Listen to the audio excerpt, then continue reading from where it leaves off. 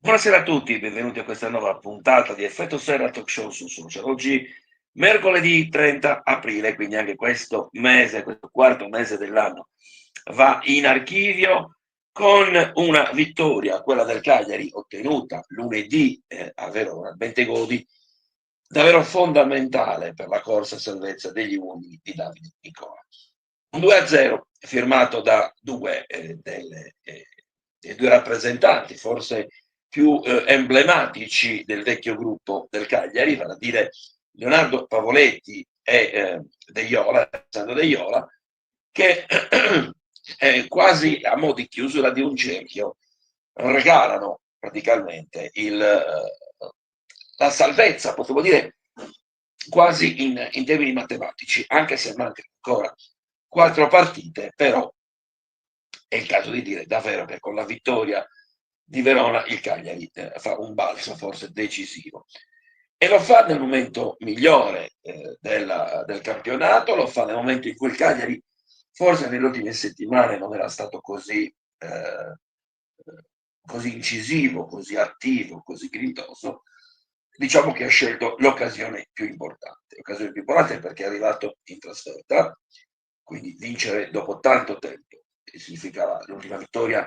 ricorderete, era quella di Monza, quindi parliamo di tanto tempo fa, di un girone d'andata fa. Vincere a Verona, quindi contro una concorrente diretta, quindi una vittoria che vale doppio, anche considerando che aveva vinto anche l'andata il Cagliari contro il Verona, è una vittoria che arriva dopo 53 anni. Pensate,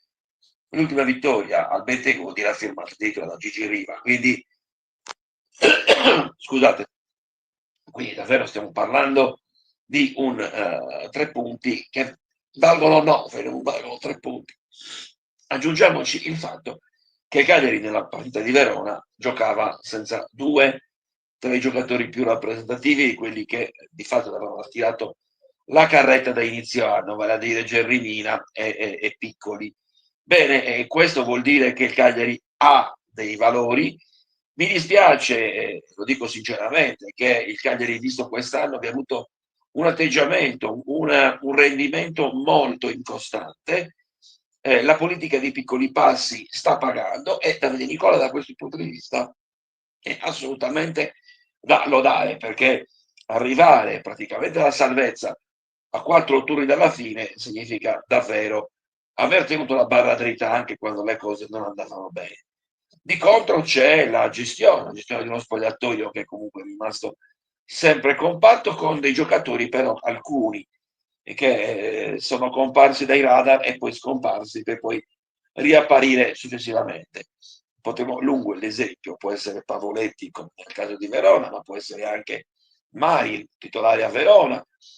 può essere Prati, può essere stato Macumbu, lo stesso Felici, insomma giocatori che hanno vissuto durante la stagione periodi di alti e periodi di bassi. Quello che la tifoseria mediamente contesta è le prestazioni molto, molto incostanti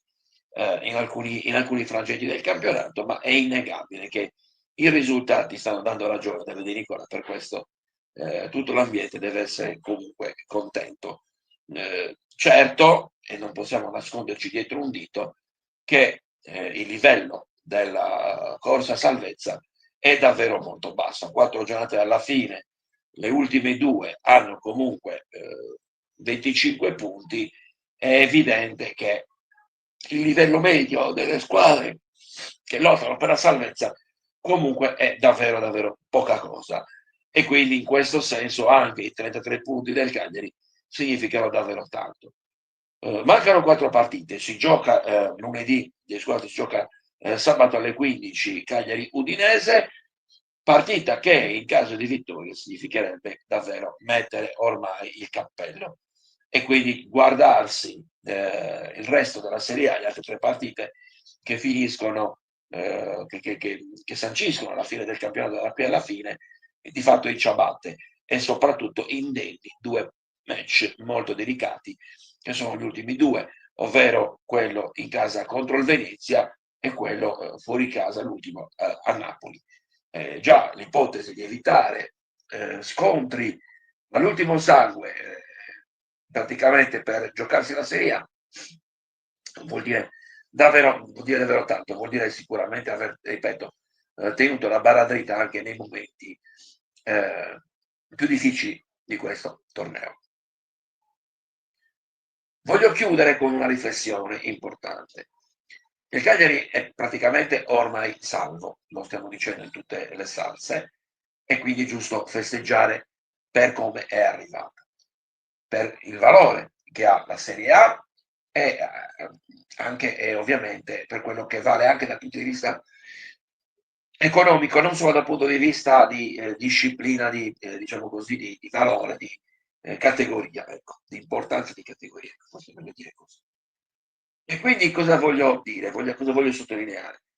Che mentre l'anno scorso lo stesso Claudio Ranieri, ricorderete, disse siamo arrivati in Serie A, quindi non possiamo pretendere chissà che cosa. Quest'ultimo anno Ranieri non c'è, quindi c'è stato il nuovo allenatore che ha dovuto prendere conoscenza e coscienza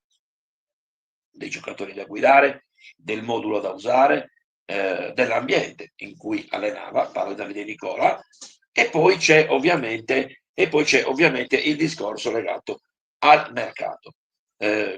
vero, siamo ad aprile, però aver conquistato una salvezza già ad aprile significa agevolare il lavoro del direttore sportivo Bonato, vale a dire avere il tempo tecnico per, se, come ci auguriamo, dovesse rimanere Davide Nicola, in modo da dare continuità di lavoro a un tecnico che comunque ha dimostrato di saper lavorare con il gruppo che aveva, bene, io credo che sia importante programmare già da adesso, quindi sapere chi poter riscattare fra i vari prestiti, penso a Caprile, penso a un giocatore come Coman, penso a Piccoli, a Dopò, ecco, questi giocatori il Cagliari dovrebbe, credo, per quello che ha fatto, forse a parte Coman, dovrebbe tenerli, perché comunque rappresentano sicuramente un valore aggiunto e perché no, in caso di cessione hanno comunque mercato. Sapere chi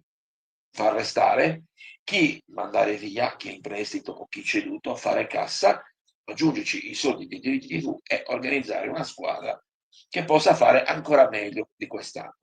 Quindi cercare di puntare comunque a sempre una salvezza tranquilla, ma come disse Ranieri, magari nel giro di un triennio, provare a puntare, a sistemarsi nel lato sinistro della classifica.